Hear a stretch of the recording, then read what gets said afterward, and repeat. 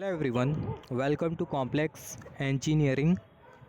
तो अभी हम लोग बात करने वाले बीजेटी की कैरेक्टरिस्टिक के बारे में। इससे पहले हमने डिस्कस किया था बीजेटी के बारे में, हमने बीजेटी के कॉन्फ़िगरेशन के बारे में बात किया था, हमने अलग अलग बायसिंग के बारे में बात किया था। जैसे कि हमने डिस्कस किया था जब J1 जंक्शन फॉरवर्ड बायस में होता है और J2 जंक्शन रिवर्स बायस में होता है, तो ऐसे केस में जो बीजेटी वो कौन से मोड में होता है, एक्टिव मोड में होता है। जब J1 जंक्शन रिवर्स बायस में होता है, J1 जंक्शन हम लोग किसको बोल रहे थे, जो एमीटर बेस्ड जंक्शन है वो बेसिकली J1 जंक्शन है। तो जब emitter based junction reverse bias में होता है तो बीजेटी कौन से मोड में होता है, जो बीजेटी है वो इन्वर्स एक्टिव मोड में होता है। और जब J1 जंक्शन J2 जंक्शन दोनों जंक्शन, जैसे कि हमने डिस्कस किया था, J1 जंक्शन होता है एमीटर बेस्ड जंक्शन और J2 जो जंक्शन होता है वो होता है कलेक्टर बेस्ड जंक्शन।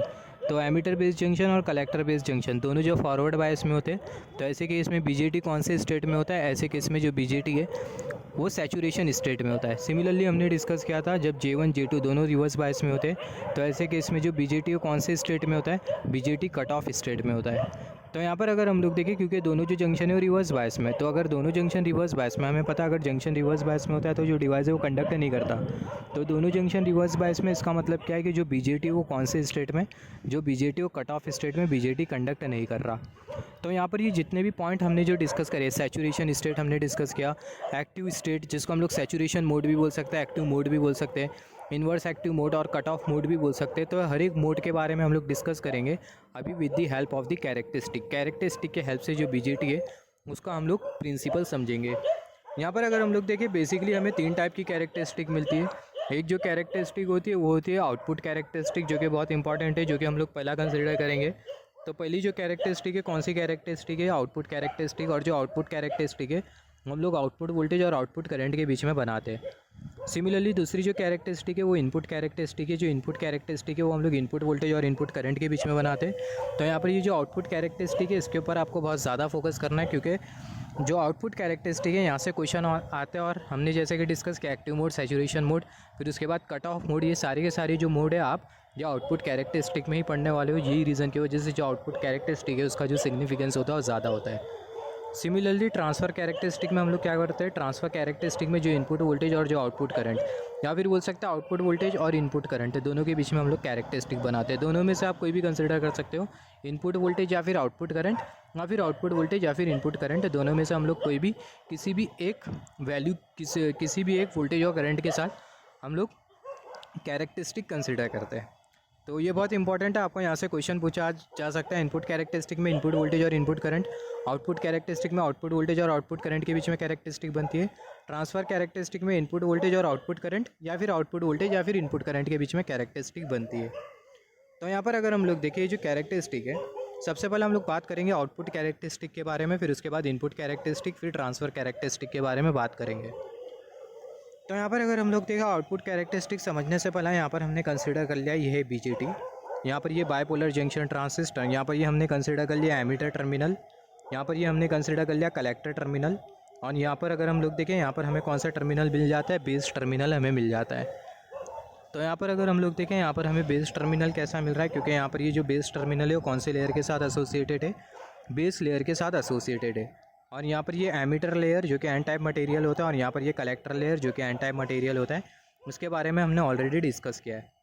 अभी हम लोग करेंगे क्या, यहाँ पर ये जो एन टाइप जो मटेरियल है इसके साथ हम लोग नेगेटिव पोटेंशियल कनेक्ट कर देंगे, और यहाँ पर ये जो पी टाइप जो मटेरियल है उसके साथ हम लोग पॉजिटिव पोटेंशियल कनेक्ट कर देंगे। तो यहाँ पर अगर हम लोग देखें, बहुत हद तक क्लियर है कि जो एन है वो नेगेटिव पोटेंशियल के साथ कनेक्टेड है, और यहाँ पर ये जो पी ओ पॉजिटिव पोटेंशियल के साथ कनेक्टेड है। इसका मतलब ये जो J1 जंक्शन जो दिखाई दे रहा है एमीटर बेस्ड जंक्शन, ये जो जंक्शन है वो कौन सी बायसिंग में रहेगा, फॉरवर्ड बायसिंग में रहेगा। सिमिलरली अगर आप देखो, यहाँ पर ये जो P वाला जो लेयर आपको जो दिखाई दे रहा है उसको हमने अभी यहाँ पर नेगेटिव पोटेंशियल के साथ कनेक्ट किया, और ये जो N वाला जो लेयर है उसको हमने कौन से पोटेंशियल के साथ कनेक्ट किया, पॉजिटिव पोटेंशियल के साथ कनेक्ट किया। तो यहाँ पर आप देखो जो कलेक्टर लेयर है वो पॉजिटिव पोटेंशियल के साथ कनेक्टेड है, और यहाँ पर ये जो बेस लेयर है वो नेगेटिव पोटेंशियल के साथ कनेक्टेड है।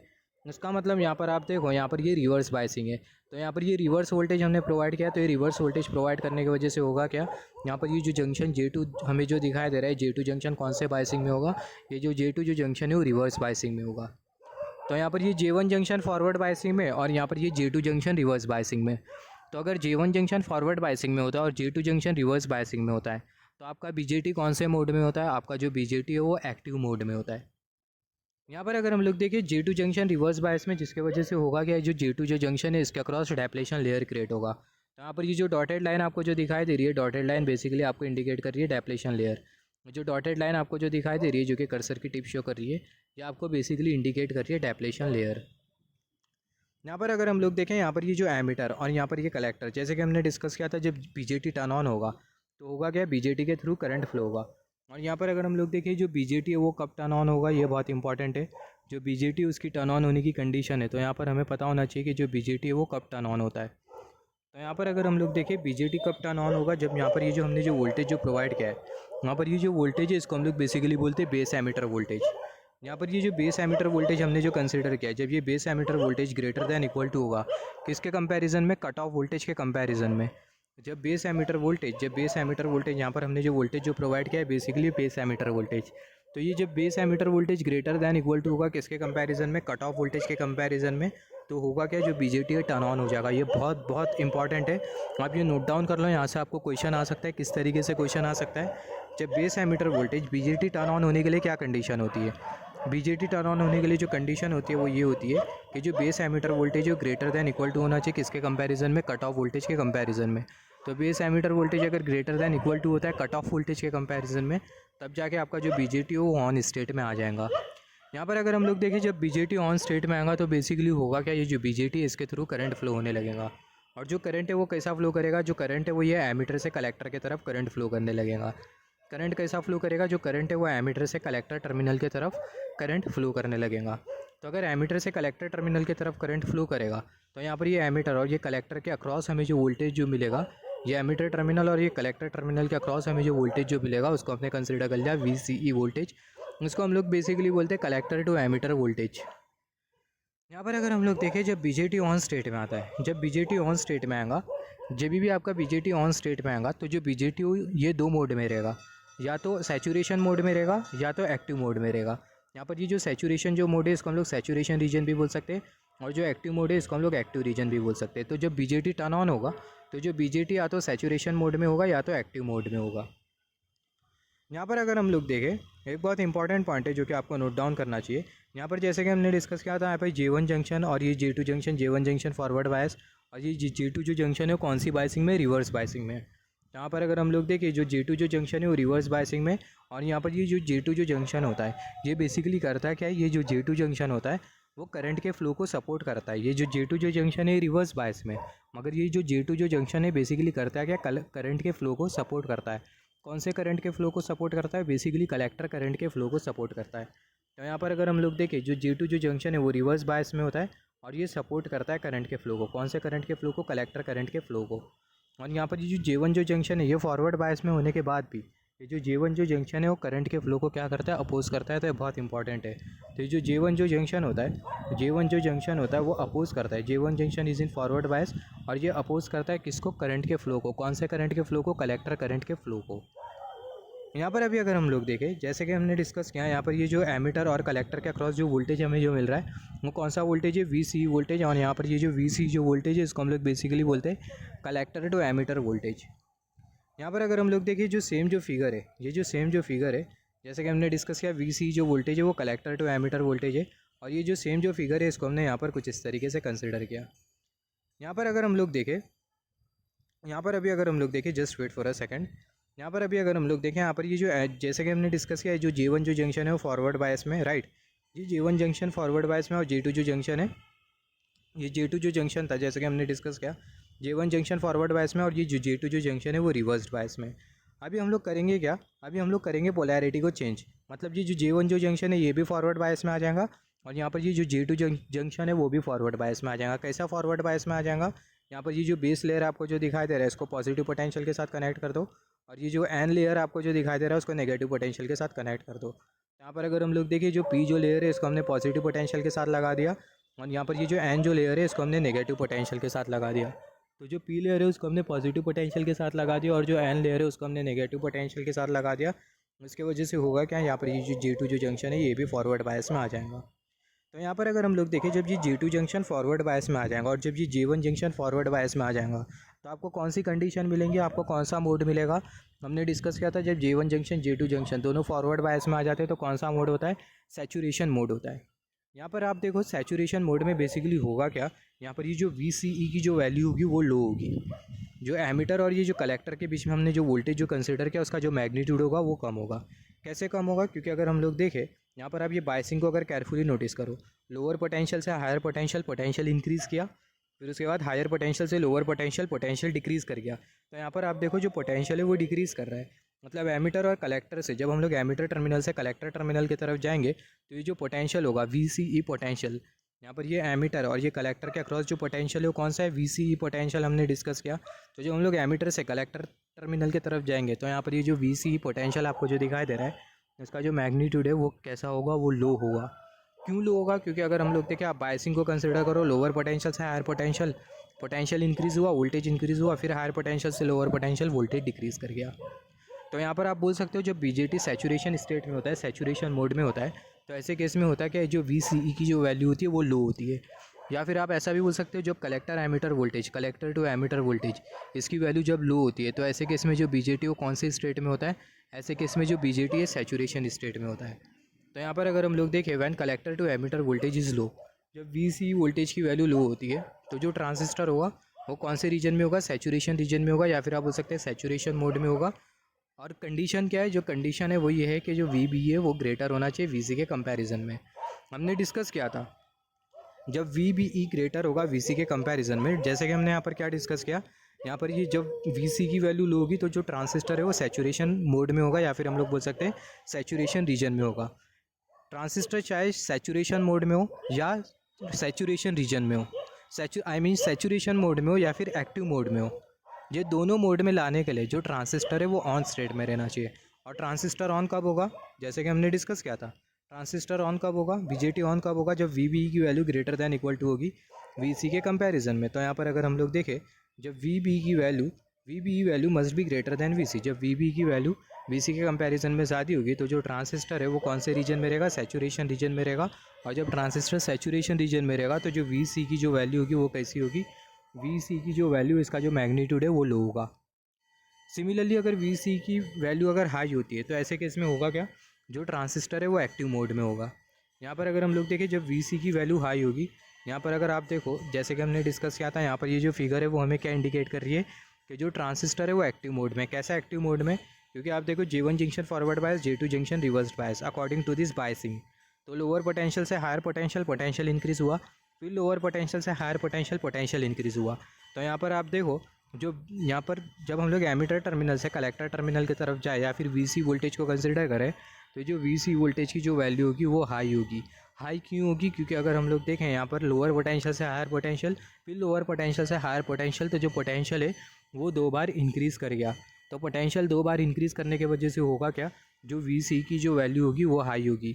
VC की वैल्यू हाई है और यहाँ पर जो ट्रांजिस्टर है वो कौन से स्टेट में, कौन से मोड में, एक्टिव मोड में। क्यों एक्टिव मोड में, क्योंकि J1 junction forward, J2 junction reverse. तो यहाँ पर अभी अगर हम लोग देखें बहुत इंपॉर्टेंट पॉइंट है, नोट डाउन कर लो।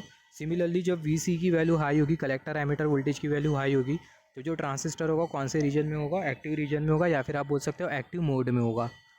यहाँ पर अगर आप देखो एक्टिव मोड बोल सकते हो या फिर एक्टिव रीजन बोल सकते हो। बेसिकली हम लोग एक्टिव रीजन तब बोलते हैं जब हम लोग कैरेक्टरिस्टिक के रेस्पेक्ट में हम लोग ट्रांजिस्टर का वर्किंग प्रिंसिपल समझते हैं, मगर अब तक के हमने कैरेक्टरिस्टिक कंसिडर नहीं किया है, तो आप एज्यूम करते हुए चल सकते हो एक्टिव मोड।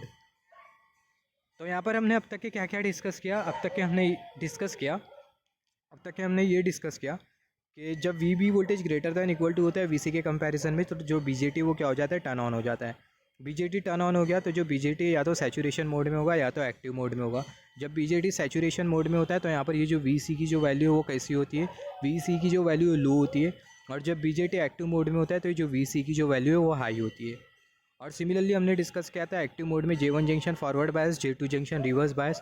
J1 जो जंक्शन होता है वो करंट के फ्लो को क्या करता है, अपोज करता है, और J2 जंक्शन रिवर्स बायस वाला जो जंक्शन है वो करंट के फ्लो को क्या करता है, सपोर्ट करता है। तो यहाँ पर ये कुछ इंपॉर्टेंट पॉइंट था। अभी हम लोग आ जाते हैं कैरेक्टरिस्टिक के ऊपर। तो यहाँ पर आप देखो, और जैसे कि हमने डिस्कस किया था, हमें और एक मोड मिलता है BJT का, और वो जो मोड होता है उसको हम लोग बेसिकली बोलते हैं कट ऑफ मोड। तो कट ऑफ मोड में होता क्या है, J1 जंक्शन और J2 जंक्शन, यहाँ पर ये जो J1 जंक्शन हमने जो कंसिडर किया है यहाँ पर ये J1 जंक्शन और ये J2 जंक्शन, दोनों जो जंक्शन है कौन से बायसिंग में रहेंगे, दोनों जो जंक्शन है रिवर्स बायसिंग में हो गया। अगर ये दोनों जंक्शन अगर रिवर्स बायसिंग में, तो आपका जो BJT है वो ऑफ स्टेट में होगा, BJT के थ्रू कोई करंट फ्लो नहीं होगा। तो यहाँ पर अब देखो, जब BJT कट ऑफ स्टेट में होता है तो बेसिकली होता क्या है, जो BJT है वो ऑफ स्टेट में रहता है। और BJT कट ऑफ स्टेट में कब जाएगा, कट ऑफ मोड में कब जाएगा, जब J1 जंक्शन और J2 जंक्शन रिवर्स बायस में रहेगा। तो यहाँ पर अगर हम लोग देखें, कट ऑफ मोड को भी मैं एक्सप्लेन करूँगा आपको in depth with the help of the characteristic. यहाँ पर अगर हम लोग देखें, कट ऑफ रीजन में जो ट्रांजिस्टर है वो ऑफ स्टेट में रहता है, और जब ट्रांजिस्टर ऑफ स्टेट में रहता है तो ट्रांजिस्टर के थ्रू जो करंट जो फ्लो करता है, जिसको हम लोग बेसिकली बोलते हैं कलेक्टर करंट। आप जब थायरिस्टर पर पढ़ोगे तो थायरिस्टर में आप पढ़ोगे एनोड करंट, मगर यहाँ पर हम लोग ट्रांजिस्टर पढ़ रहे हैं तो यहाँ पर हम लोग बेसिकली कंसिडर करते हैं कलेक्टर करंट। तो जो कलेक्टर करंट होगा वो क्या होगा, नेग्लिजिबल होगा। तो कट ऑफ मोड में क्या क्या होता है, कट ऑफ मोड में जो J1 जंक्शन और जो J2 जो जंक्शन होता है वो रिवर्स बायस में होता है, और जो ट्रांजिस्टर है वो ऑफ स्टेट में रहता है, क्योंकि जो कलेक्टर करंट है वो क्या होता है, नेग्लिजिबल होता है। अभी आ जाते हैं कैरेक्टरिस्टिक के ऊपर। जो BJT की जो कैरेक्टरिस्टिक है वो आपको कुछ इस तरीके से मिलेंगी। यहाँ पर अगर हम लोग देखें, यहाँ पर ये जो वाई एक्सिस है वो आपको क्या इंडिकेट कर रही है, कलेक्टर करंट इंडिकेट कर रही है। और यहाँ पर ये जो एक्स एक्सिस है वो आपको क्या इंडिकेट कर रही है, बेस एमीटर वोल्टेज इंडिकेट कर रही है। यहाँ पर ये जो एक्स एक्सिस है वो आपको क्या इंडिकेट कर रही है, बेस एमीटर वोल्टेज इंडिकेट कर रही है। Just wait for a second. नहीं, यहाँ पर ये जो वाई एक्स एक्सिस है वो आपको इंडिकेट कर रही है कलेक्टर टू एमीटर वोल्टेज। यहाँ पर ये जो वाई एक्सिस है, जो वाई एक्सिस आपको इंडिकेट कर रही है कलेक्टर करंट, और यहाँ पर ये जो एक्स एक्सिस है वो आपको इंडिकेट कर रही है VC वोल्टेज, मतलब कलेक्टर टू एमीटर वोल्टेज।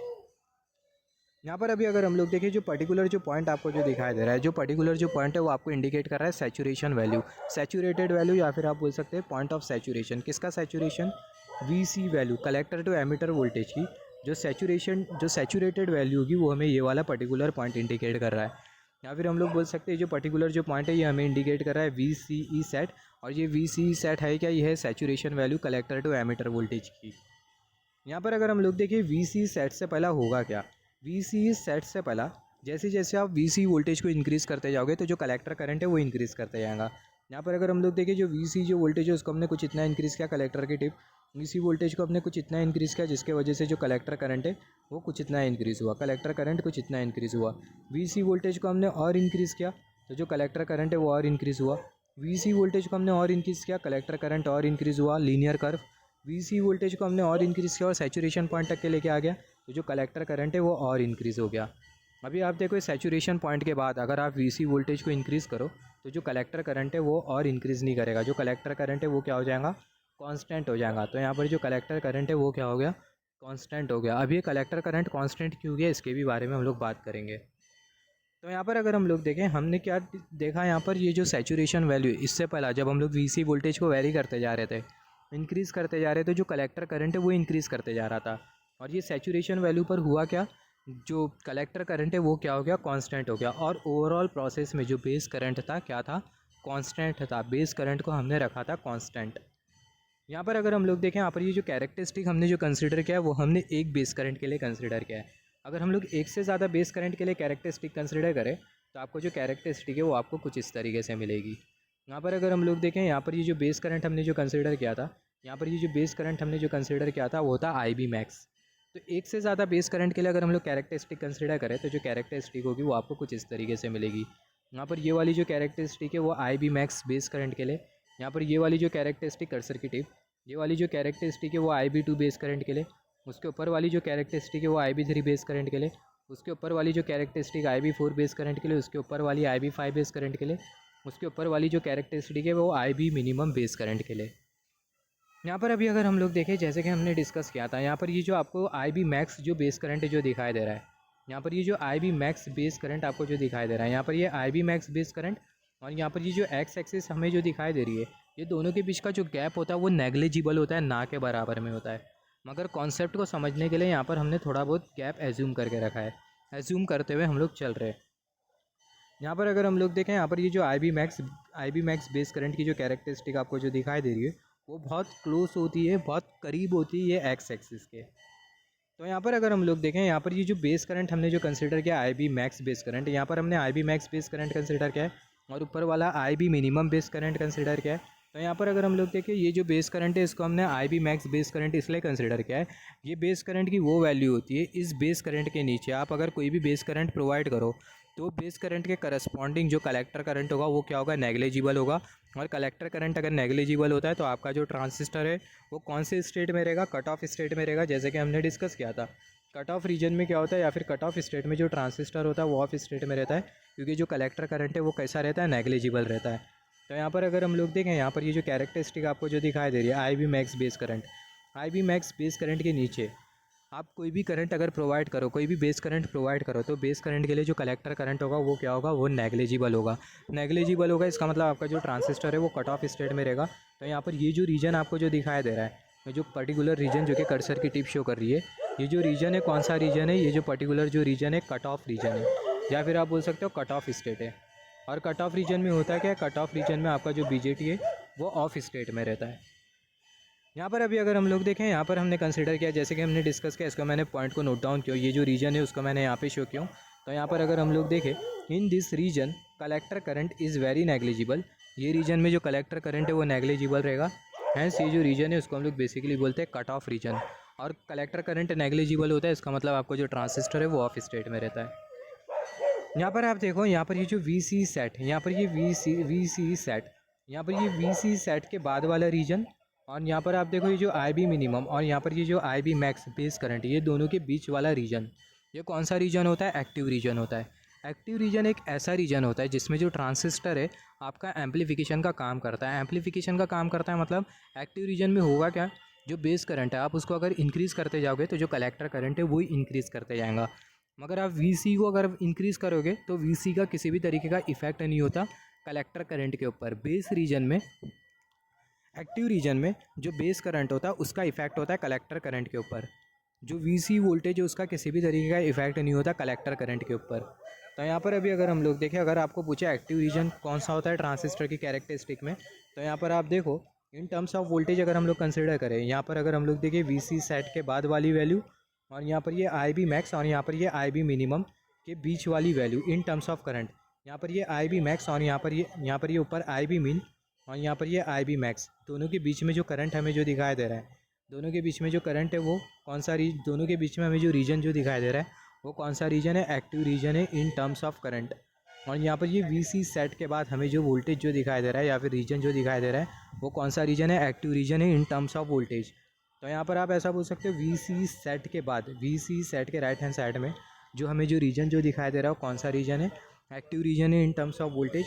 और यहाँ पर ये आई बी मैक्स करंट और यहाँ पर ये आई बी मीन करंट, ये दोनों के बीच में हमें जो रीजन जो दिखाई दे रहा है वो एक्टिव रीजन है in terms of current, in terms of current. तो यहाँ पर अगर हम लोग देखिए इतना पूरा जो रीजन है कौन सा रीजन है, इतना पूरा रीजन जिस रीजन में ये कर्सर मूव कर रहा है, इतना पूरा जो रीजन है कौन सा रीजन है, एक्टिव रीजन है। और एक्टिव रीजन में बेसिकली होता क्या है, एक्टिव रीजन में जो कलेक्टर करंट होता है, just wait for a second, active region में जो कलेक्टर करंट होता है वो बराबर में होता है बीटा टाइम्स आई बी के। यहाँ पर अगर हम लोग देखें, यहाँ पर जो कलेक्टर करंट होता है वो किसके ऊपर डिपेंड करता है, सिर्फ और सिर्फ बेस के ऊपर डिपेंड करता है and independent on change in V. और जो कलेक्टर करंट है वो बिल्कुल भी डिपेंड नहीं करता वी वोल्टेज के ऊपर। तो आप ये नोट डाउन कर लो, एक्टिव रीजन में बेसिकली होता क्या है, एक्टिव रीजन में जो कलेक्टर करंट होता है वो सिर्फ और सिर्फ किसके ऊपर डिपेंड करता है, बेस के ऊपर डिपेंड, बेस करंट के ऊपर डिपेंड करता है। अगर आप बेस करंट को इंक्रीज़ करो तो जो कलेक्टर करंट है वो इंक्रीज़ करेगा, बेस करंट को आप डिक्रीज़ करो तो जो कलेक्टर करंट है वो डिक्रीज़ करेगा। और यहाँ पर अगर हम लोग देखें, यहाँ पर ये I C is equal to beta times I B, यहाँ पर ये वाला जो रिलेशन है वो सिर्फ और सिर्फ एप्लीकेबल होता है कौन से रीजन में, एक्टिव रीजन में। और जैसे कि हमने डिस्कस किया, एक्टिव रीजन में हम लोग बेस करंट को वेरी करते हुए जो कलेक्टर करंट है उसको हम लोग वेरी कर सकते हैं। और हमने डिस्कस किया था इनिशियली, अगर हम लोग ज़रा से भी बेस करंट प्रोवाइड करते तो high amount of collector current हमें मिलेगा। इसका मतलब क्या है, इसका मतलब है एम्पलीफिकेशन। जरा से आप बेस करंट प्रोवाइड कर रहे हो और बदले में आपको high amount of collector current मिल रहा है। माइक्रोफोन में आप अपनी जरी सी आवाज़ पुट कर रहे हो और लाउड स्पीकर में आपकी बहुत ज़्यादा आवाज़ आ रही है।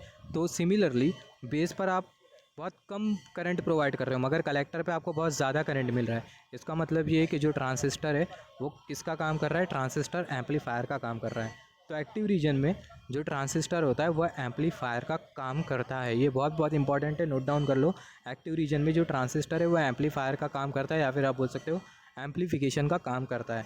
जो लो सिग्नल होता है उसे हाई सिग्नल में कन्वर्ट करने का काम करता है।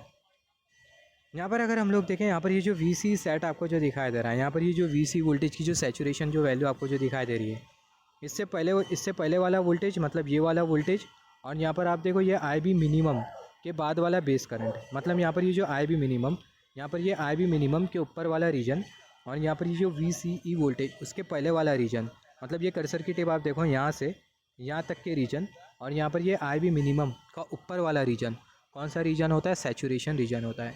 आप अंडरस्टैंडिंग के लिए समझ सकते हो जो डॉटेड रीजन है वो आपको कौन सा रीजन दिखाई दे रहा है, ये जो डॉटेड रीजन है वो आपको इंडिकेट कर रहा है सैचुरेशन रीजन।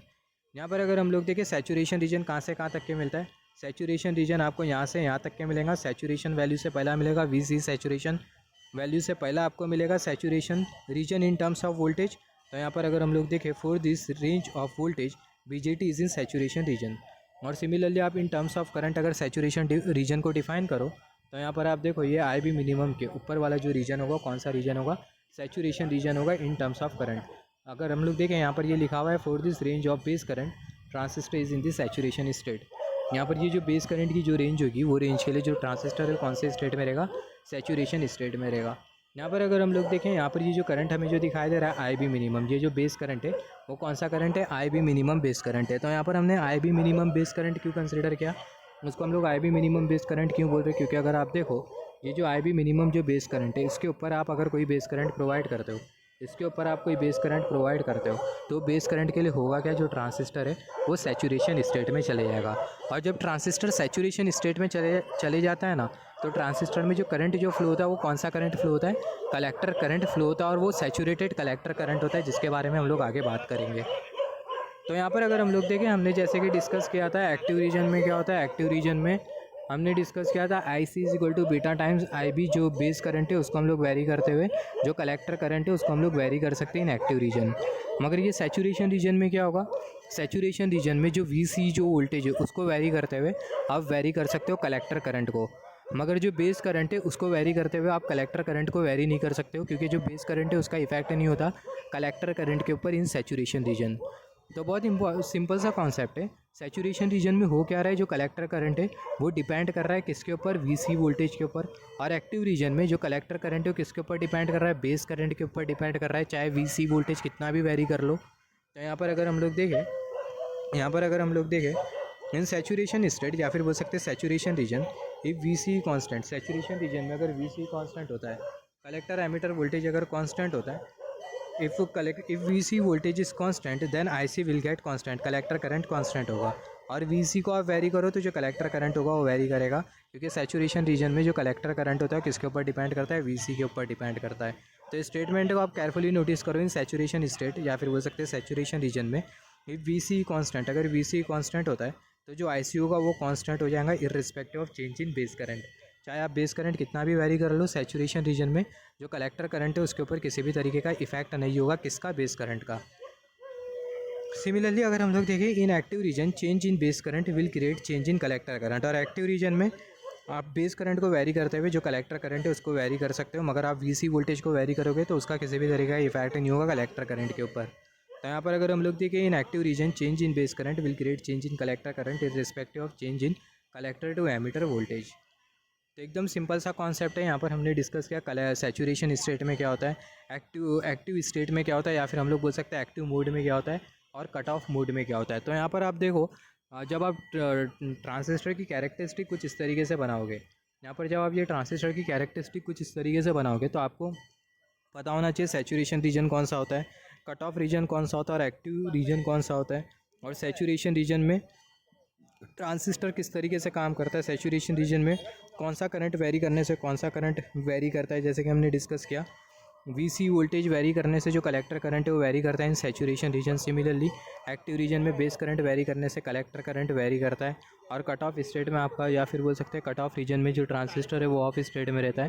तो ये कुछ इंपॉर्टेंट पॉइंट है जो कि आपको नोट डाउन करना होगा, जब भी आप कैरेक्टरिस्टिक एक्सप्लेन करोगे ट्रांजिस्टर की तो आप ये 3-4 पॉइंट हाईलाइट कर देना। सिमिलरली जैसे कि हमने डिस्कस किया था कि एक्टिव रीजन में होता क्या, जो ट्रांजिस्टर है वो कैसा काम करता है, एम्पलीफायर के तौर पर काम करता है। एक्टिव रीजन में जो ट्रांजिस्टर है वो कैसा काम करता है, एम्पलीफायर के तौर पर काम करता है। सिमिलरली अगर हम लोग देखें सैचुरेशन रीजन में होता क्या है, जो सैचुरेशन रीजन है उसमें ट्रांजिस्टर ऑसिलेटर के तौर पर काम करता है। सैचुरेशन रीजन में जो ट्रांजिस्टर है उसका हमें ऑसिलेशन एप्लीकेशन मिलता है। यहाँ पर अगर हम लोग देखें, यहाँ पर जैसे कि यहाँ पर एक क्वेश्चन क्रिएट होता है, यहाँ पर अगर हम लोग देखें, यहाँ पर ये जो IB मिनिमम बेस करंट हमने जो कंसिडर किया है, ये I B minimum base current के करस्पॉन्डिंग हमने V C saturation value consider करी है, वी सी वोल्टेज की सैचुरेशन वैल्यू कंसिडर करी। मतलब यहाँ पर अगर हम लोग देखें, यहाँ पर अगर हम लोग सेम कैरेक्टरिस्टिक को यहाँ पर अगर हम लोग बनाएं, यहाँ पर ये जो वाई एक्सिस है वो हमें इंडिकेट करिए कलेक्टर करंट, एक्स एक्सिस हमें इंडिकेट करिए कलेक्टर एमीटर वोल्टेज। यहाँ पर अगर हम लोग देखें, यहाँ पर ये आई बी मिनिमम करंट और यहाँ पर ये आई बी मैक्सिमम करंट। यहाँ पर अगर हम लोग देखें आई बी मिनिमम करंट के ही करस्पॉन्डिंग हमने वी सी वोल्टेज की सैचुरेशन वैल्यू कंसिडर करी है। इसका रीज़न क्या है, इसके ऊपर क्वेश्चन आता है। तो इसका रीज़न अगर हम लोग देखें इसको समझने के लिए, यहाँ पर हमने बना दिया N P N transistor N P N. यहाँ पर ये एमीटर टर्मिनल और यहाँ पर ये कलेक्टर टर्मिनल और यहाँ पर ये हमने कंसिडर कर लिया बेस टर्मिनल। यहाँ पर ये जो बेस और यहाँ पर ये जो कलेक्टर है दोनों के बीच में हमने बायसिंग प्रोवाइड कर दी। और सिमिलरली यहाँ पर अभी अगर हम लोग देखें, यहाँ पर ये जो कलेक्टर और यहाँ पर ये जो एमीटर है ये दोनों के बीच में भी हमने बायसिंग प्रोवाइड कर दी। यहाँ पर आप देखो, यहाँ पर ये जो एमीटर टर्मिनल और ये कलेक्टर टर्मिनल दोनों के बीच में हमने वोल्टेज प्रोवाइड कर दिया जो कि वीसीसी वोल्टेज, और यहाँ पर ये रेसिस्टेंस आरसी रेसिस्टेंस।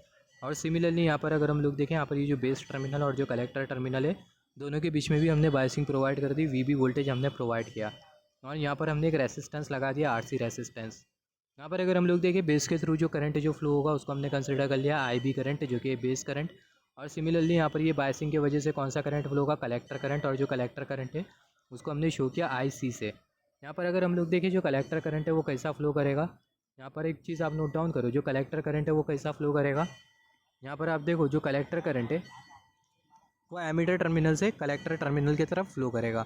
हमने डिस्कस किया था जो इलेक्ट्रॉन का जो फ्लो होता है वो एमीटर से कलेक्टर की तरफ होता है, तो जो करंट होगा कुछ इस तरीके से फ्लो होगा। यहाँ पर ये जो एरो आपको इंडिकेट करिए करंट के फ्लो का डायरेक्शन। तो यहाँ पर आप देखो, यहाँ पर और जैसे कि हमने डिस्कस किया था करंट के फ्लो की वजह से एमीटर और कलेक्टर के अक्रॉस जो हमें जो वोल्टेज जो मिलेगा वो जो वोल्टेज है उसको हमने यहाँ पर शो किया जो कि है VCE वोल्टेज। यहाँ पर आप देखो, अगर यहाँ पर आप किरचॉफ्स वोल्टेज लॉ लगाते हो, ये वाले लूप में आप किरचॉफ्स वोल्टेज लॉ लगाते हो तो आपको मिल जाएगा -VC plus IC into RC है रेसिस्टेंस के अक्रॉस ड्रॉप प्लस VCE। यहाँ पर आप देखो, यहाँ पर ये voltage drop plus VCE equal to 0। आप इसको अरेंज करके लिख सकते हो VCE is equal to VCC minus IC into RC। Similarly यहाँ पर आप देखो इसके आगे आपको मिल जाएगा IC into RC is equal to VCC minus VCE। यहाँ पर ये जो VCE है उसको हमने यहाँ पर लिखा और जो VCC उसको हमने यहाँ पर लिखा। और सिमिलरली यहाँ पर अगर हम लोग देखें, यहाँ पर ये VCC हमें कैसा मिला, यहाँ पर ये VCC होगा बेसिकली। तो यहाँ पर अगर हम लोग देखें ये VCC और यहाँ पर माइनस IC इंटू RC, ये इसको हमने अरेंज करके कुछ इस तरीके से लिखा IC into RC is equal to VCC minus VCE। यहाँ पर आप देखो RC को आप अगर VCC के डिनोमिनेटर में और VCE के डिनोमिनेटर में भेज दो तो आपको क्या मिल जाएगा, आपको मिल जाएगा IC is equal to minus VCE upon RC plus VCE upon RC। तो यहाँ पर ये जो इक्वेशन आपको जो मिला, ये जो इक्वेशन आप इसको किससे कंपेयर कर सकते हो, y is equal to M X plus C, उसके साथ अगर आप कंपेयर करो, comparing this equation with y is equal to M X plus C, तो जो y की जो वैल्यू है वो है IC और यहाँ पर जो स्लोप की जो वैल्यू आपको जो मिल रही है वो कितनी मिल रही है, -1 अपॉन RC। और सिमिलरली जो इंटरसेप्ट आपको जो मिल रहा है C वो क्या मिल रहा है, VCC अपॉन RC। तो यहाँ पर आप देखो जो स्लोप की जो वैल्यू आपको जो मिल रही है m, y is equal to M X y is equal to M X plus C. जैसे हमने डिस्कस किया जो m है वो हमें इंडिकेट कर रही है स्लोप -1 अपॉन RC। तो m is equal to -1 upon RC और हमें जो इंटरसेप्ट जो मिल रहा है वो क्या है, वो है VCC अपॉन RC। तो VCC अपॉन RC उसको हमने यहाँ पर कंसिडर किया। यहाँ पर अगर हम लोग देखें इसको हम लोग आगे यूज़ करेंगे। यहाँ पर ये जो सेम जो रिलेशन है उसको हमने यहाँ पर लिखा। यहाँ पर अभी हम लोग एज्यूम करते हुए चलेंगे कि जो VC जो वोल्टेज है वो क्या है, वो है 0। तो जो VC वोल्टेज 0 होगा तो यहाँ पर ये VC की जगह हमें क्या पुट करना है, 0। तो यहाँ पर इसके जगह अगर हम लोग 0 पुट करेंगे तो यहाँ पर ये पूरा जो फ्रैक्शन है वो क्या हो जाएगा, 0 हो जाएगा। और IC किसके बराबर में हो जाएगा, VCC अपॉन RC। तो जो IC किसके बराबर में हो गया, VCC अपॉन RC के बराबर में हो गया। अभी हम लोग कंसिडर करते हुए चलेंगे जो IC जो करंट है वो है 0। तो जब हम लोग ये IC की जगह 0 पुट करेंगे तो यहाँ से ये RC और यहाँ से ये RC कैंसिल हो जाएगा और इसके बाद आपको क्या मिलेगा, आपको माइनस VCE प्लस VCC, जिसको आप फर्दर लिख सकते हो VCE is equal to VCC। तो यहाँ पर ये जो रिलेशन आपको जो मिला आप इसको नोट डाउन कर लो। यहाँ पर अगर हम लोग देखें, यहाँ पर ये हमने कंसिडर किया y एक्सिस हमें इंडिकेट करिए कलेक्टर करंट, x एक्सिस हमें इंडिकेट करिए कलेक्टर एमीटर वोल्टेज। तो जो कलेक्टर करंट है उसकी जो वैल्यू कितनी है वो है VCC अपॉन RC। तो यहाँ पर अगर हम लोग देखें collector current IC is equal to VCC upon RC, तो VCC अपॉन RC उसका जो पर्टिकुलर जो पॉइंट है VCC अपॉन RC वाला जो पॉइंट है उसको हमने यहाँ पर शो किया जो कि हमें कर्सर की टिप शो कर रही है। सिमिलरली यहाँ पर आप देखो, यहाँ पर ये जो VC है वो किसके बराबर में, VCE बराबर में VCC के। तो यहाँ पर ये जो VCE है वो किसके बराबर में, VCC के। तो जो VCC वाला जो पॉइंट है वो हमें यहाँ पर मिला। यहाँ पर अगर हम लोग देखें दोनों जो पॉइंट है, ये वाला पॉइंट और यहाँ पर ये वाला पॉइंट, ये दोनों पॉइंट को अगर हम लोग कुछ इस तरीके से मिला दें तो यहाँ पर हमें क्या मिल गई, यहाँ पर ये हमें बेसिकली मिल गई डीसी लोड लाइन। और यहाँ पर ये डीसी लोड लाइन का स्लोप कितना रहेगा, -1/RC। जैसे कि हमने डिस्कस किया था, स्लोप हमें कितना मिल रहा है, -1/RC मिल रहा है, राइट। स्लोप हमें -1/RC मिल रहा है। तो यहाँ पर ये जो डीसी लोड लाइन हमने जो कंसिडर किया, इसका जो स्लोप है वो कितना होगा, वो होगा -1/RC। तो यहाँ पर अगर हम लोग देखें DC load line having a slope -1/RC, यहाँ पर आप देखो जो डीसी लोड लाइन आपको जो दिखाई दे रही है, ये जो डीसी लोड लाइन है वो ये IB मिनिमम कर्व को ये पर्टिकुलर पॉइंट पर इंटरसेक्ट कर रही है। और यही रीज़न के वजह से यहाँ पर ये जो IB मिनिमम वाली जो कर्व जो दिखाई दे रही है, जो IB मिनिमम वाली जो कर्व जो दिखाई दे रही है, ये IB मिनिमम वाली कर्व के करस्पॉन्डिंग हमने सैचुरेशन वोल्टेज कंसिडर किया, जो कि VCE सेट, जिसको हम लोग बोल रहे हैं VCE saturation value, VCE saturated value. तो यहाँ पर अगर हम लोग देखें, यहाँ पर ये जो डीसी लोड लाइन हमने जो बनाया है, ये डीसी लोड लाइन किसके ऊपर डिपेंड करती है, बेसिकली लोड के ऊपर डिपेंड करती है। और यहाँ पर अगर हम लोग देखें, यहाँ पर ये जो डीसी लोड लाइन हमने जो बनाया है, इसकी जो स्लोप है वो कितनी है, वो है 1/RC। तो यहाँ पर अगर हम लोग देखें, यहाँ पर ये जो RC है, इसकी जो वैल्यू है, इसको वैरी करते हुए, RC की वैल्यू को वैरी करते हुए, यहाँ पर ये जो पर्टिकुलर जो पॉइंट हमें जो दिखाई दे रहा है, जिसको हम लोग बेसिकली बोलते हैं सैचुरेशन पॉइंट, ये जो सैचुरेशन जो पॉइंट है, इसको हम लोग बेसिकली वैरी कर सकते हैं। यहाँ पर अगर हम लोग देखें, यहाँ पर हमें रीज़न तो पता चल गया, हमने यहाँ पर VC वोल्टेज क्यों कंसिडर किया, IB मिनिमम, ये जो पर्टिकुलर जो पॉइंट है, यहाँ पर हमने IB मिनिमम कर्व के करस्पॉन्डिंग हमने VC की सैचुरेशन वैल्यू कंसिडर करी। इसका रीज़न क्या था, लोड लाइन थी, जो लोड लाइन है वो ये पर्टिकुलर पॉइंट पर इंटरसेक्ट कर रही थी। तो ये रीज़न की वजह से ये पर्टिकुलर पॉइंट के करस्पॉन्डिंग हमने VC सेट की वैल्यू कंसिडर करी। यहाँ पर अगर हम लोग देखें, ये पर्टिकुलर पॉइंट के करस्पॉन्डिंग हमने VC सेट की वैल्यू क्यों नहीं कंसिडर करी, या फिर ये पर्टिकुलर पॉइंट के करस्पॉन्डिंग VC सेट की वैल्यू क्यों नहीं कंसिडर करी, क्योंकि ये जो पर्टिकुलर जो पॉइंट आपको जो दिखाई दे रहा है, और ये पर्टिकुलर पॉइंट और ये पर्टिकुलर पॉइंट पर लोड लाइन इंटरसेक्ट कर रही थी या नहीं कर रही थी। तो यही रीज़न की वजह से ये पर्टिकुलर पॉइंट पर हमने कंसिडर किया VC की सैचुरेटेड वैल्यू, VC सेट हमने सैचुरेशन वैल्यू आप कंसिडर करी कलेक्टर टू एमिटर वोल्टेज की। यहाँ पर अगर हम लोग देखें, जो VC सेट हमने जो वोल्टेज जो कंसिडर किया है, इसके करस्पॉन्डिंग जो करंट होगा, कलेक्टर करंट, वो IC सेट करंट होगा। और ये कौन सा करंट है, सैचुरेटेड करंट है। यहाँ पर अगर हम लोग देखें VC सैचुरेटेड वैल्यू, या फिर आप बोल सकते हो ये जो सैचुरेशन है कलेक्टर टू एमिटर वोल्टेज का, इसके करस्पॉन्डिंग आपको जो, या फिर आप बोल सकते हो saturated voltage, collector to emitter voltage का जो सैचुरेटेड वोल्टेज है, उसके करस्पॉन्डिंग आपको जो करंट जो मिलेगी, वो कौन सी करंट होगी, सैचुरेटेड करंट होगी, जिसको हमने शो किया IC सेट से। तो यहाँ पर ये जो सैचुरेटेड करंट हमने जो कंसिडर किया है, ये कब फ्लो करेंगी, जब आपका डिवाइस सैचुरेशन स्टेट में चले जाएगा। हमने डिस्कस किया था, जब आपका ट्रांजिस्टर सैचुरेशन स्टेट में चले जाएगा, तो जो बेस करंट है उसको आप कितना भी वेरी कर लो, आपका जो ट्रांजिस्टर है उसमें कांस्टेंट करंट फ्लो होगी। और वो जो कांस्टेंट करंट है वो कौन सी करंट है, ये सैचुरेटेड कलेक्टर करंट है। वो जो कांस्टेंट करंट है वो कौन सी करंट है, सैचुरेटेड कलेक्टर करंट है। यहाँ पर अगर हम लोग देखें, एक इम्पॉर्टेंट पॉइंट, यहाँ पर ये जो पर्टिकुलर जो पॉइंट आपको जो दिखाई दे रहा है, इंपॉर्टेंट नोट है जो कि आपको बनाना होगा। ये जो पर्टिकुलर जो पॉइंट है, कौन सा पॉइंट है, बेसिकली सैचुरेशन पॉइंट है। यहाँ पर अगर हम लोग देखें, अगर और यहाँ पर ये जो एंगल है इसको हम लोग कंसिडर कर लेते हैं, जो एंगल हमें जो मिल रहा है ये है थीटा एंगल। यहाँ पर अगर हम लोग देखें, जो थीटा एंगल है, अगर ये डिक्रीज़ करता है तो बहुत हद तक क्लियर है कि जो सैचुरेशन पॉइंट होगा वो नीचे की तरफ आएगा। सैचुरेशन पॉइंट जब नीचे की तरफ आएगा तो बेसिकली होगा क्या, जो सैचुरेशन रीजन होगा, यहाँ पर आप देखो, यहाँ पर ये IB मिनिमम कर्व के ऊपर वाला रीजन सैचुरेशन रीजन। यहाँ पर आप इमेजिन करो, ये जो पर्टिकुलर जो पॉइंट है अगर वो नीचे की तरफ आता है तो बेसिकली होगा क्या, सैचुरेशन रीजन इंक्रीज़ कर जाएगा। सैचुरेशन रीजन जब इंक्रीज़ करता है तो जो एक्टिव रीजन है वो क्या हो जाएगा, डिक्रीज़ कर जाएगा। तो यहाँ पर अगर हम लोग देखें, पहला हम लोग कंसिडर कर लेते हैं, just wait for a second. हाँ, पहले हम लोग कंसिडर कर लेते हैं, ये जो थीटा जो एंगल है वो इंक्रीज़ कर गया। तो जब ये थीटा एंगल इंक्रीज़ कर गया तो यहाँ पर ये जो स्लोप आपको जो दिखाई दे रही है, ये जो स्लोप है वो ऊपर की तरफ जाएंगी, ये जो स्लोप है वो ऊपर की तरफ जाएंगी। ये थीटा एंगल अगर इंक्रीज़ करता है, थीटा एंगल अगर ऊपर की तरफ जाता है तो ऑब्वियसली जो स्लोप होगी वो ऊपर की तरफ जाएंगी। तो जो स्लोप है वो इंक्रीज़ करेंगी, जिसकी वजह से जो सैचुरेशन पॉइंट है वो इंक्रीज़ करेगा, ऊपर की तरफ जाएगा। तो यहाँ पर अभी अगर हम लोग देखें, जो स्लोप है वो इंक्रीज़ कर गई, सैचुरेशन पॉइंट ऊपर की तरफ गया। तो यहाँ पर आप देखो, जब ये सैचुरेशन पॉइंट ऊपर की तरफ जाएगा, जब ये सैचुरेशन पॉइंट ऊपर की तरफ जाएगा तो होगा क्या, जो सैचुरेशन रीजन है वो डिक्रीज़ कर जाएगा, सैचुरेशन रीजन डिक्रीज़ कर जाएगा, और जो एक्टिव रीजन है वो इंक्रीज़ कर जाएगा। तो यहाँ पर अगर हम लोग देखें, जो सैचुरेशन रीजन है वो डिक्रीज़ कर जाएगा, और जो एक्टिव रीजन है वो क्या हो जाएगा, इंक्रीज़ कर जाएगा। और यहाँ पर अगर हम लोग देखें, जब स्लोप इंक्रीज़ करेंगी तो जो RC का जो मैग्नीट्यूड है वो डिक्रीज़ करेगा। यहाँ पर अगर हम लोग देखें, when slope increase then magnitude of RC will decrease. हमने डिस्कस किया था, जो स्लोप होती है वो बराबर में होती है 1/RC के। हमने यहाँ पर डिस्कस किया था जो स्लोप है वो क्या है, वो है 1/RC। तो अगर स्लोप अगर इंक्रीज़ करती है तो जो RC की जो वैल्यू होगी वो क्या होगी, डिक्रीज़ करेगी। हमने यहाँ पर डिस्कस किया था। यहाँ पर अगर हम लोग देखें, जब स्लोप इंक्रीज़ करेगी तो जो मैग्नीट्यूड होगा RC का वो क्या होगा, वो डिक्रीज़ करेगा, क्योंकि जो स्लोप है वो है 1/RC। तो ये बहुत इंपॉर्टेंट है, आप इसको नोट डाउन कर लो। जब स्लोप ऊपर की तरफ जाएंगी थीटा एंगल इंक्रीज़ करेगा, स्लोप ऊपर की तरफ जाएंगी, सैचुरेशन पॉइंट ऊपर की तरफ जाएगा, जिसकी वजह से सैचुरेशन रीजन डिक्रीज़ करेगा। सैचुरेशन रीजन अगर डिक्रीज़ करता है तो एक्टिव रीजन क्या होगा, इंक्रीज़ करेगा। तो यहाँ पर बहुत हद तक क्लियर है कि जो सैचुरेशन रीजन है वो इन्वर्सली प्रोपोर्शनल है एक्टिव रीजन के साथ। सैचुरेशन रीजन अगर कम होता है तो एक्टिव रीजन इंक्रीज़ करता है, सैचुरेशन रीजन घटता है तो जो एक्टिव रीजन है वो बढ़ता है। सिमिलरली यहाँ पर आप देखो, जब सैचुरेशन रीजन बढ़ेगा तो जो एक्टिव रीजन है वो घटेगा, तो जो सैचुरेशन रीजन है वो डिक्रीज़ करेगा, तो जो एक्टिव रीजन है वो इंक्रीज़ करेगा। और जैसे कि हमने डिस्कस किया, जब स्लोप इंक्रीज़ करेंगी तो जो RC की जो वैल्यू होगी वो क्या होगी, वो डिक्रीज़ करेगी।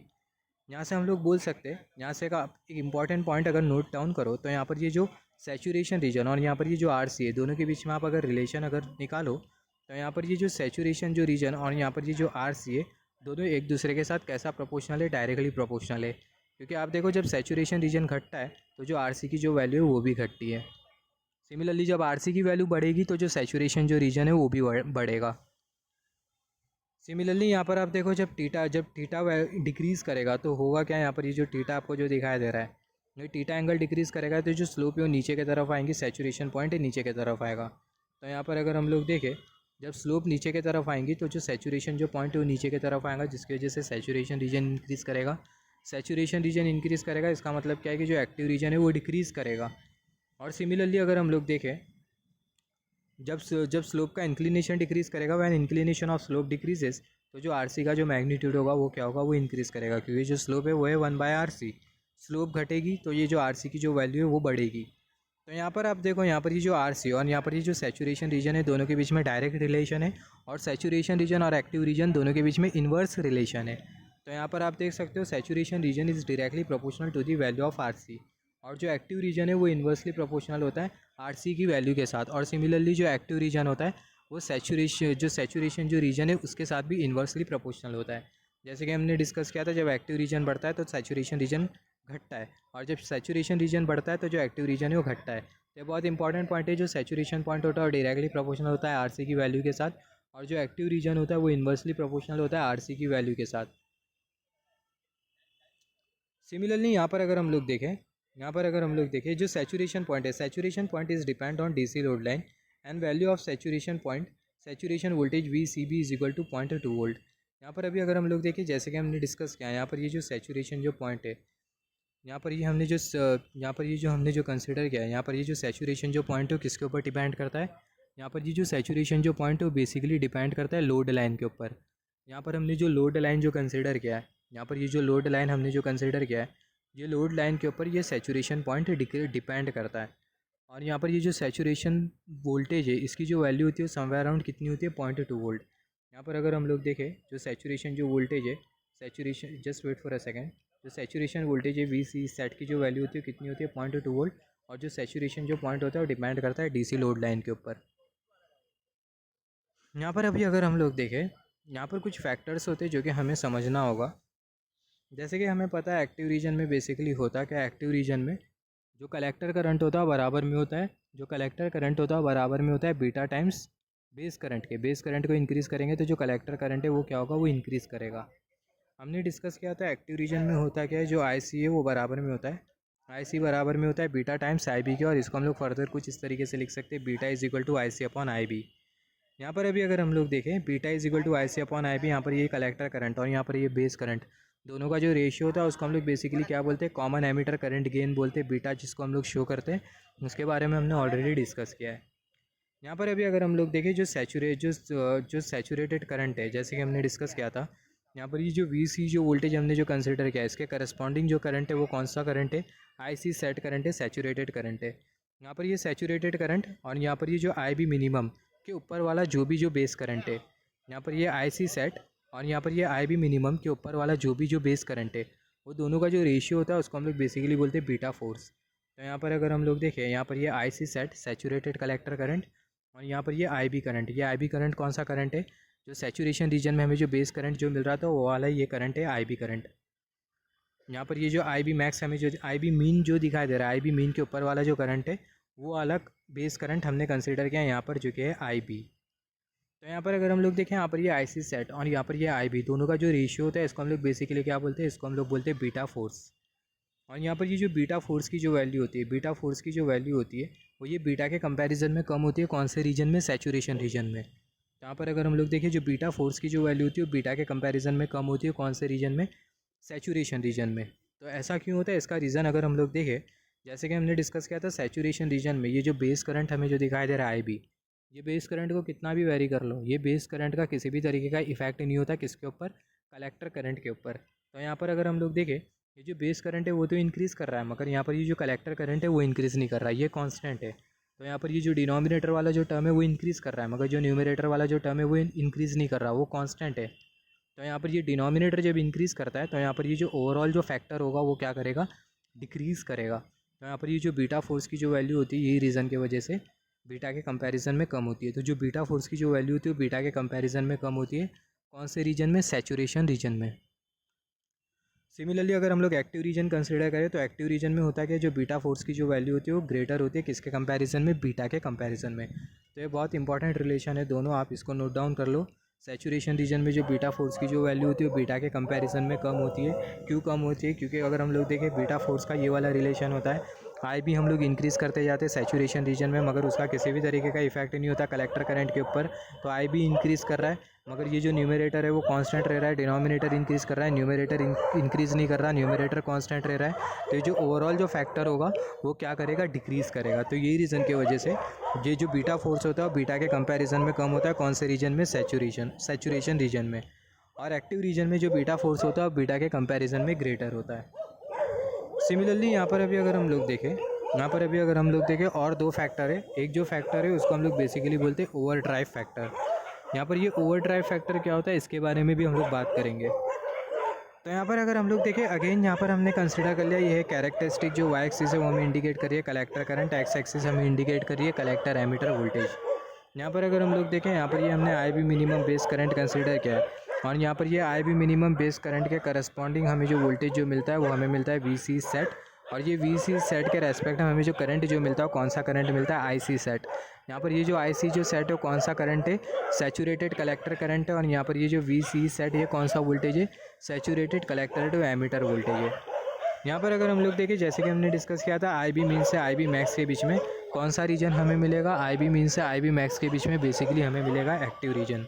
और सिमिलरली हमने डिस्कस किया था आई बी मेन बेस करंट के ऊपर, आई बी मीन बेस करंट के ऊपर हमें कौन सा रीजन मिलेगा, हमें सैचुरेशन रीजन मिलेगा। तो यहाँ पर ये आई बी मीन और यहाँ पर ये I B max base current के बीच में हमें कौन सा रीजन मिलता है, एक्टिव रीजन मिलता है। और यहाँ पर ये I B mean base current के ऊपर हमें कौन सा रीजन मिलता है, सैचुरेशन रीजन मिलता है। सेम थिंग मैं बार बार रिपीट करते जा रहा हूँ ताकि आपका जो कॉन्सेप्ट है वो बहुत अच्छी तरीके से क्लियर हो जाए। तो यहाँ पर अगर हम लोग देखें, जो फैक्टर है वो कौन सा फैक्टर है, ओवर ड्राइव फैक्टर है। तो ओवर ड्राइव फैक्टर का मतलब क्या होता है, यहाँ पर अगर हम लोग देखें, यहाँ पर ये आई बी मिनिमम के ऊपर वाली जो बेस करंट है और यहाँ पर ये आई बी मिनिमम के नीचे वाली जो बेस करंट है वो आपको कंसिडर करना है। तो यहाँ पर अगर हम लोग देखें, जो ओवर ड्राइव फैक्टर होता है, ओवर ड्राइव फैक्टर ये बराबर में होता है आई बी करंट और यहाँ पर ये आई बी मिनिमम करंट है, दोनों का जो रेशियो होता है उसको हम लोग बेसिकली बोलते हैं ओवर ड्राइव फैक्टर। यहाँ पर ये जो आई बी जो करंट हमने जो कंसिडर किया है, कौन सी करंट है अभी आपको ये पता चल जाएगा। हमें पता है एक्टिव रीजन में होता क्या है, एक्टिव रीजन में यहाँ पर एक्टिव रीजन में जो बेस करंट होगी आई बी मिनिमम के कंपैरिजन में कम होगी। तो अगर हम लोग देखें, जो आई बी होगा वो लेस देन इक्वल टू होगा किसके कंपैरिजन में, आई बी मिनिमम के कंपैरिजन में। तो यही रीज़न की वजह से जो ओवर ड्राइव फैक्टर होता है वो लेस देन इक्वल टू होता है किसके कंपैरिजन में, 1 के कंपैरिजन में। तो यहाँ पर बेसिकली हमने क्या डिस्कस किया, जो ओवर ड्राइव फैक्टर होता है वो रेशियो होता है I B upon I B minimum का। और हमने डिस्कस किया था एक्टिव रीजन में होगा क्या, जो बेस करंट होगी आई बी मिनिमम से कम होगी या तो बराबर में होगी। और ये आई बी मिनिमम के ऊपर वाली जो बेस करंट है वो कौन से रीजन की है, सैचुरेशन रीजन की है। तो अगर हम लोग देखें, एक्टिव रीजन में जो बेस करंट होगी वो लेस देन इक्वल टू होगी किसके कंपैरिजन में, आई बी मिनिमम के कंपैरिजन में। और यही रीज़न की वजह से जो ओवर ड्राइव फैक्टर हमें जो मिलता है वो हमें लेस देन इक्वल टू मिलता है किसके कंपैरिजन में, 1 के कंपैरिजन में इन एक्टिव रीजन। सिमिलरली अगर हम लोग देखें सैचुरेशन रीजन में जो बेस करंट होगी आई बी मिनिमम के कंपैरिजन में ज़्यादा होगी। तो सैचुरेशन रीजन में जो बेस करंट होगी वो ग्रेटर दैन इक्वल टू होगी किसके कंपैरिजन में, आई बी मिनिमम के कंपैरिजन में। तो ये रीज़न की वजह से ओवर ड्राइव फैक्टर हमें जो मिलेगा सैचुरेशन रीजन में वो हमें ग्रेटर दैन इक्वल टू मिलेगा किसके कंपैरिजन में, 1 के कंपैरिजन में। तो एक्टिव रीजन में अगर हम लोग देखें overdrive factor less than equal to होता है 1 के कंपैरिजन में, और सैचुरेशन रीजन में जो ओवरड्राइव फैक्टर होता है ग्रेटर दैन इक्वल टू होता है किसके कंपैरिजन में, 1 के कंपैरिजन में। यहाँ पर अगर हम लोग देखें कॉन्सेप्ट होता है जिसको हम लोग बेसिकली बोलते हैं बेस विथ मॉड्यूलेशन कॉन्सेप्ट। यहाँ पर ये बेस विथ मॉड्यूलेशन बेसिकली होता क्या, ये बहुत इंपॉर्टेंट है। यहाँ से एक बार क्वेश्चन आया था एक कॉम्पिटिटिव एग्जामिनेशन में, which is known as Indian engineering service. तो यहाँ पर अगर हम लोग देखें, यहाँ पर ये हमने कंसिडर किया, ये जो बेस विथ मॉड्यूलेशन है इसको समझने के लिए यहाँ पर हमने कंसिडर किया, यहाँ पर ये एन लेयर, ये पी लेयर और यहाँ पर ये एन लेयर। जैसे कि हमने डिस्कस किया था जो J1 जो जंक्शन होता है, जब हम लोग एक्टिव मोड में कंसिडर करते हैं ट्रांजिस्टर को, तो यहाँ पर ये जो J1 जो जंक्शन होता है कौन से बायसिंग में होता है, जो J1 जो जंक्शन होता है फॉरवर्ड बायसिंग में होता है, और जो J2 जो जंक्शन होता है वो रिवर्स बायसिंग में होता है। तो ये J2 जंक्शन रिवर्स बायसिंग में होता है, जिसके वजह से होता है कि जो J2 जो जंक्शन है इसके अक्रॉस डेप्लेशन लेयर क्रिएट होता है। तो यहाँ पर अभी अगर हम लोग देखें, यहाँ पर ये जो हम लोग बेसिकली करेंगे क्या है, जो रिवर्स वोल्टेज है इसको हम लोग वेरी करेंगे, रिवर्स वोल्टेज को हम लोग वेरी कर रहे हैं। और यहाँ पर अगर हम लोग देखें, और ये जो डेप्लेशन लेयर होगा वो क्या होगा, वो वेरी करेगा रिवर्स वोल्टेज वेरी करने पर। हमने डिस्कस किया था, हमें ट्रांजिस्टर की कैरेक्टरिस्टिक कुछ इस तरीके से मिली थी। वाई एक्सिस इंडिकेट करिए कलेक्टर करंट, एक्स एक्सिस हमें इंडिकेट करिए कलेक्टर टू एमीटर वोल्टेज। हमने डिस्कस किया था वीसी सेट से पहला, जब हम लोग वीसी वोल्टेज को इंक्रीज़ करते जाए तो जो कलेक्टर करंट होगा कुछ इस तरीके से इंक्रीज़ करते जाएंगे, और वीसी सेट के बाद जो कलेक्टर करंट है कुछ इस तरीके से कांस्टेंट हो जाएगा, कलेक्टर करंट कुछ इस तरीके से कांस्टेंट हो जाएगा, कलेक्टर करंट कुछ इस तरीके से कांस्टेंट हो जाएगा। तो यहाँ पर अगर हम लोग देखें जो कलेक्टर करंट है वो कांस्टेंट क्यों हो रहा है, कलेक्टर करंट इसलिए कांस्टेंट हो रहा है कि यहाँ पर हम लोग एज्यूम करते हुए चल रहे हैं, यहाँ पर अगर हम लोग देखें, यहाँ पर ये जो डेप्लेशन लेयर हमें जो दिखाई दे रहा है, कलेक्टर करंट कब कांस्टेंट होगा, यहाँ पर ये J2 जंक्शन के अक्रॉस आपको जो डेप्लेशन लेयर जो दिखाई दे रहा है, ये जो डेप्लेशन लेयर में जो वेरिएशन हो रहा है, ये डेप्लेशन लेयर में जो वेरिएशन हो रहा है, या फिर आप बोल सकते हो ये जो डेप्लेशन लेयर की जो थिकनेस है अगर वो नेग्लिजिबल होती है बेस के थिकनेस के कंपैरिजन में, तो बेसिकली होगा क्या, जो करंट है वो आपको कुछ इस तरीके से कांस्टेंट मिलेगा। क्यों हमें कांस्टेंट मिल रहा है, क्योंकि यहाँ पर अगर हम लोग देखें, यहाँ पर ये जो डेप्लेशन लेयर हमें जो दिखाई दे रहा है, रिवर्स वोल्टेज लगाने पर ये जो डेप्लेशन लेयर हमें जो दिखाई दे रहा है, इसका जो थिकनेस है इसमें जो चेंज है वो नेग्लिजिबल है in comparison with the thickness of base के थिकनेस के कंपैरिजन में। तो यहाँ पर अगर आप देखो, ये जो डेप्लेशन लेयर आपको जो दिखाई दे रहा है इसकी जो थिकनेस है इसमें चेंज अगर नेग्लिजिबल होता है, ना के बराबर में होता है बेस की थिकनेस के कंपैरिजन में, तो यहाँ पर ये जो डेप्लेशन लेयर आपको जो दिखाई दे रहा है इसके अक्रॉस जो बैरियर पोटेंशियल जो बनेगा, बैरियर पोटेंशियल कांस्टेंट होगा। डेप्लेशन लेयर की जो थिकनेस है उसमें अगर ना के बराबर में चेंज होता है तो जो बैरियर पोटेंशियल होगा वो कांस्टेंट होगा लगभग। बैरियर पोटेंशियल कांस्टेंट होगा, इसका मतलब जो इलेक्ट्रिक फील्ड होगी J2 जंक्शन के अक्रॉस वो कांस्टेंट होगी। इलेक्ट्रिक फील्ड कांस्टेंट होने की वजह से हुआ क्या, जो करंट है वो आपको कुछ इस तरीके से कांस्टेंट मिला, करंट आपको कुछ इस तरीके से कांस्टेंट मिला। मगर यहाँ पर अगर हम लोग देखें, जो डेप्लेशन लेयर की जो थिकनेस है इसमें जो चेंज है वो नेग्लिजिबल नहीं है। डेप्लेशन लेयर की जो थिकनेस है इसमें जो चेंज है वो बहुत ज़्यादा हो गया, और जिसके वजह से हुआ क्या, जो बेस की जो थिकनेस है वो ना के बराबर में हो गई। आधे से ज़्यादा जो बेस है वो क्या हो गया, वो डेप्लीटेड हो गया। किसके वजह से, डेप्लेशन लेयर के वजह से। तो ऐसे केस में होगा क्या, डेप्लेशन लेयर में जो चेंज हुआ है वो बहुत ज़्यादा हुआ है। डेप्लेशन लेयर में चेंज ज़्यादा होने की वजह से जो बैरियर पोटेंशियल है उसमें चेंज ज़्यादा होगा, इलेक्ट्रिक फील्ड में चेंज ज़्यादा होगा, जिसके वजह से होगा क्या, जो करंट है वो कांस्टेंट नहीं रहेगा। जो करंट है वो आपको कुछ इस तरीके से मिलेगा, करंट आपको कुछ इस तरीके से मिलेगा, करंट आपको कुछ इस तरीके से मिलेगा। तो यहाँ पर ये जो करंट आपको जो मिल रहा है, यहाँ पर ये वाला जो करंट है वो कांस्टेंट करंट है। ये जो करंट हमने जो कंसिडर किया, ये जो कलेक्टर करंट हमने जो कंसिडर किया, ये वाला कलेक्टर करंट, ये जो कलेक्टर करंट है उसको हमने यहाँ पर कुछ इस तरीके से कंसिडर किया, कलेक्टर करंट है उसको हमने यहाँ पर कुछ इस तरीके से कंसिडर किया। और यहाँ पर अगर हम लोग देखें कौन सा कलेक्टर करंट था, कांस्टेंट वाला कलेक्टर करंट था, जब हम लोग एज्यूम करते हुए चल रहे थे डेप्लेशन लेयर की जो थिकनेस है वो नेग्लिजिबल है, ना के बराबर में। मगर अभी हमने क्या कंसिडर किया, जो डेप्लेशन लेयर की जो थिकनेस है वो नेग्लिजिबल नहीं है, डेप्लेशन लेयर की जो थिकनेस है वो बहुत ज़्यादा वेरी कर गई, और आधे से ज़्यादा जो बेस है वो डेप्लीटेड हो गया, बेस डेप्लीटेड हो गया। इसका मतलब जो बेस लेयर है उसका आधे से ज़्यादा जो पोर्शन है वो डेप्लेशन लेयर से कवर हो गया, जो कि J2 जंक्शन के अक्रॉस बन रहा था। तो यहाँ पर अगर हम लोग देखें, जो डेप्लेशन लेयर है इसमें जो चेंज आपको जो मिल रहा है वो बहुत ज़्यादा मिल रहा है। डेप्लेशन लेयर की थिकनेस बहुत ज़्यादा वेरी कर गई, थिकनेस वेरी करने की वजह से जो बैरियर पोटेंशियल है वो बहुत ज़्यादा चेंज कर जाएगा। बैरियर पोटेंशियल इंक्रीज़ करने की वजह से इलेक्ट्रिक फील्ड इंक्रीज़ कर जाएंगी, इलेक्ट्रिक फील्ड इंक्रीज़ करने की वजह से होगा क्या, जो करंट है वो कुछ इस तरीके से इंक्रीज़ कर जाएगा, करंट कुछ इस तरीके से इंक्रीज़ कर जाएगा, करंट कुछ इस तरीके से इंक्रीज़ कर जाएगा, जो कि आपको कर्सर की टिप शो कर रही है। तो यहाँ पर ये जो करंट आपको जो दिखाई दे रहा है, this current is increasing due to huge variation in depletion layer thickness. ये जो करंट है वो इंक्रीज़ कर रहा है, क्यों इंक्रीज़ कर रहा है? क्योंकि जो डेप्लेशन लेयर की जो थिकनेस है उसमें बहुत ज़्यादा वेरिएशन हुआ।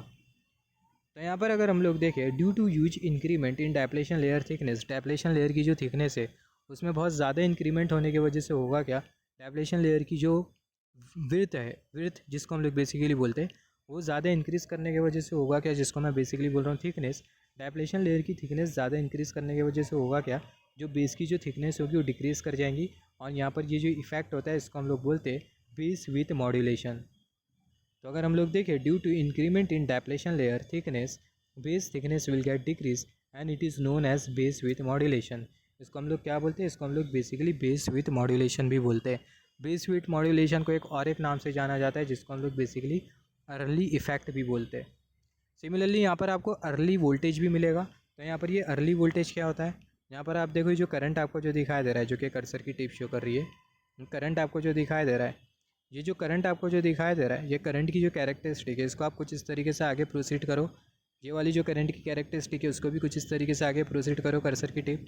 ये जो करंट की कैरेक्टरिस्टिक है इसको भी आप कुछ इस तरीके से आगे प्रोसीड करो। तो ये तीनों जो कैरेक्टरिस्टिक होगी वो एक पर्टिकुलर पॉइंट पर आके इंटरसेक्ट करेगी और वो पर्टिकुलर पॉइंट पर आपको जो वोल्टेज जो मिलेगा वो वोल्टेज को हम लोग बेसिकली बोलेंगे अर्ली वोल्टेज। तो यहाँ पर ये जो पर्टिकुलर जो पॉइंट है ये आपको क्या इंडिकेट कर रहा है? Early voltage. और जो अर्ली वोल्टेज होता है उसको हम लोग शो करते हैं -V सब स्क्रिप्ट में ए से। जो अर्ली वोल्टेज होता है पॉजिटिव होता है, तो ये रीज़न की वजह से हम लोग यहाँ पर माइनस साइन हमने असाइन करे। यहाँ पर हमें पता है, यहाँ पर ये ओरिजिन के लेफ्ट हैंड साइड में हमें नेगेटिव वैल्यू मिलती है, मगर यहाँ पर हमने नेगेटिव वैल्यू मिलने के बाद भी हमने यहाँ पर माइनस साइन असाइन किया। इसका मतलब ये कि यहाँ पर आप देखो नेगेटिव नेगेटिव कैंसिल हो जाएगा, तो अल्टीमेटली आपको जो VA जो मिलेगा वो आपको पॉजिटिव मिलेगा। तो जो अर्ली वोल्टेज की जो वैल्यू होती है वो पॉजिटिव होती है। यहाँ पर अगर हम लोग देखें, early voltage value remain positive. तो यहाँ पर हमने पूरी तरीके से डिस्कस कर लिया ट्रांजिस्टर की कैरेक्टरिस्टिक के बारे में, हमने यहाँ पर डिस्कस किया। फिर उसके बाद हमने कुछ फैक्टर्स के बारे में डिस्कस किया, जिसमें हमने डिस्कस किया ओवरड्राइव फैक्टर के बारे में। फिर हमने डिस्कस किया बीटा फोर्स के बारे में। हमने डिस्कस किया सैचुरेशन पॉइंट के बारे में, और ये सैचुरेशन पॉइंट में अगर वेरिएशन होता है तो हमें क्या क्या आउटकम निकल के आता है उसके बारे में भी हमने डिस्कस किया। तो यहाँ पर जो आउटपुट कैरेक्टरिस्टिक है वो पूरी तरीके से कंप्लीट हो जाती है। यहाँ पर अभी हम लोग आ जाते हैं बाकी की कैरेक्टरिस्टिक के ऊपर। यहाँ पर अगर हम लोग देखें, जो इनपुट कैरेक्टरिस्टिक और जो ट्रांसफ़र कैरेक्टरिस्टिक है वो एकदम सिंपल सी है। जो इनपुट कैरेक्टरिस्टिक होगी वो आपको कुछ इस तरीके से मिलेगी। जो वाई एक्सिस है वो आपको इंडिकेट कर रही है बेस करंट, एक्स एक्सिस आपको इंडिकेट कर रही है बेस एमीटर वोल्टेज। यहाँ पर ये base current, just wait for a second, यहाँ पर ये बेस करंट और ये बेस एमीटर वोल्टेज दोनों के बीच में कुछ इस तरीके से कर्व बना दो, तो आपको क्या मिल जाएंगी? आपको मिल जाएंगी इनपुट कैरेक्टरिस्टिक। सिमिलरली जो ट्रांसफ़र कैरेक्टरिस्टिक होती है वो हम लोग आउटपुट करंट और हम लोग इनपुट वोल्टेज के बीच में बनाएंगे। तो यहाँ पर अगर हम लोग देखें, जो वाई एक्सिस है वो हमें इंडिकेट कर रही है कलेक्टर करंट, और जो एक्स एक्सिस है वो हमें इंडिकेट कर रही है बेस एमीटर वोल्टेज। यहाँ पर अगर हम लोग देखें, जो कलेक्टर करंट होता है वो कौन सा करंट होता है? ऑब्वियसली आउटपुट करंट होता है। तो IC is equal to I0, और यहाँ पर ये जो एक्स एक्सिस है वो आपको इंडिकेट कर रही है इनपुट वोल्टेज। तो यहाँ पर ये इनपुट वोल्टेज और यहाँ पर ये जो आउटपुट करंट है जो कि कलेक्टर करंट, दोनों के बीच में कुछ इस तरीके से कर्व बना देंगे, तो हमें कौन सी कैरेक्टरिस्टिक मिल जाएंगी? हमें बेसिकली मिल जाएंगी ट्रांसफ़र कैरेक्टरिस्टिक। यहाँ पर अगर आप देखो, बेस करंट और जो कलेक्टर करंट होता है उसके लिए इक्वेशन होता है। ये इक्वेशन के बारे में भी हम लोग थोड़ा देख लेते हैं, फिर उसके बाद हम लोग एंड कर देंगे। यहाँ पर अगर हम लोग देखें, यहाँ पर हमने कंसिडर किया, ये हमने ट्रांजिस्टर एज्यूम कर लिया। यहाँ पर ये जो J1 जो जंक्शन है इसको हमने कौन सी बाइसिंग में लगा दिया? फॉरवर्ड बाइसिंग में। J2 जंक्शन को हमने कौन सी बाइसिंग में लगा दिया? हमने रिवर्स बाइसिंग में लगा दिया, क्योंकि अगर हम लोग देखें P के साथ नेगेटिव पोटेंशियल, N के साथ positive potential, J2 junction reverse biasing में। तो जो J1 जो जंक्शन है फॉरवर्ड बाइसिंग में, J2 जंक्शन रिवर्स बाइसिंग में। और यहाँ पर ये जो मोड है वो कौन सा मोड है? एक्टिव मोड है। एक्टिव मोड में ट्रांजिस्टर एम्पलीफिकेशन का काम करता है, और एक्टिव मोड में आपको पता होना चाहिए ये वाला रिलेशन होल्ड होता है, IC is equal to beta times IP। यहाँ पर अभी अगर हम लोग देखें, यहाँ पर जो करंट जो फ्लो होगा, यहाँ पर ये बाइसिंग प्रोवाइड करने की वजह से करंट जो फ्लो होगा, just wait for a second, यहाँ पर ये बाइसिंग प्रोवाइड करने की वजह से करंट जो फ्लो होगा, वो जो करंट है उसको हमने शो किया IE से। यहाँ पर ये जो IE जो करंट है कौन सा करंट है? एमीटर करंट है। और यहाँ से कौन सा करंट फ्लो होगा? Base current. और सिमिलरली आपको एक और एक करंट मिलेगा जो कि होगा कलेक्टर करंट। तो आप बेस करंट के लिए इक्वेशन देखो, तो जो बेस करंट का जो इक्वेशन होता है बराबर में होता है ISB e⁻⁴ VB डिनोमिनेटर में ईटा VT -1। तो यहाँ पर ये इक्वेशन हमने कंसिडर कर लिया बेस करंट के लिए। जब हम लोग न्यूमेरिकल सॉल्व करेंगे तो यहाँ पर ये जो बेस करंट का जो इक्वेशन है इसको हम लोग यूज़ करेंगे। तो यहाँ पर अगर हम लोग देखें, यहाँ पर ये जो ISB आपको जो दिखाई दे रहा है, ये आपको क्या इंडिकेट कर रहा है, रिवर्स सैचुरेशन बेस करंट। तो जो ISB है वो हमें इंडिकेट कर रहा है reverse saturation base current. Similarly अगर हम लोग कलेक्टर करंट के लिए इक्वेशन ऑब्टेन करें, तो जो कलेक्टर करंट का जो इक्वेशन होगा वो होगा ISC e⁻V⁻⁴ डिनोमिनेटर में ईटा VT -1। यहाँ पर ये जो ISC आपको जो दिखाई दे रहा है आपको इंडिकेट कर रहा है रिवर्स सैचुरेशन कलेक्टर करंट। तो यहाँ पर अगर हम लोग देखें, जो ISC वो हमें इंडिकेट कर रहा है रिवर्स सैचुरेशन कलेक्टर करंट। तो यहाँ पर ये जो इक्वेशन है कलेक्टर करंट का इक्वेशन, और यहाँ पर ये जो बेस करंट का जो इक्वेशन है आप इसको नोट डाउन कर लेना है। इसको हम लोग जब न्यूमेरिकल प्रैक्टिस करेंगे तभी हम लोग ये दोनों रिलेशन का यूज़ करेंगे। यहाँ पर अभी अगर हम लोग देखें, हमने जैसे कि डिस्कस किया जो BJT उसमें अलग अलग मोड मिलता है। पहला जो मोड होता है वो एक्टिव मोड होता है, दूसरा सैचुरेशन। तो जब एक्टिव मोड में होता है BJT, हम लोग ऐसा बोल सकते हैं जब BJT को हम लोग एम्पलीफायर के तौर पर काम करवाते हैं BJT से, तो जो BJT वो कौन से मोड में होता है, एक्टिव मोड में होता है।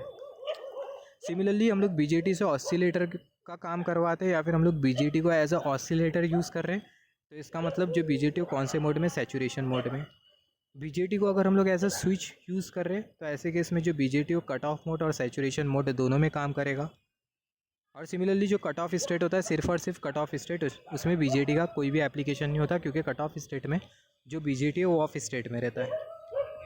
BJT में कोई करंट फ्लो नहीं होता, नेग्लिजिबल कलेक्टर करंट फ्लो होता है। यहाँ पर अगर हम लोग देखें, जो BJT होता है वो वोल्टेज कंट्रोल डिवाइस होता है।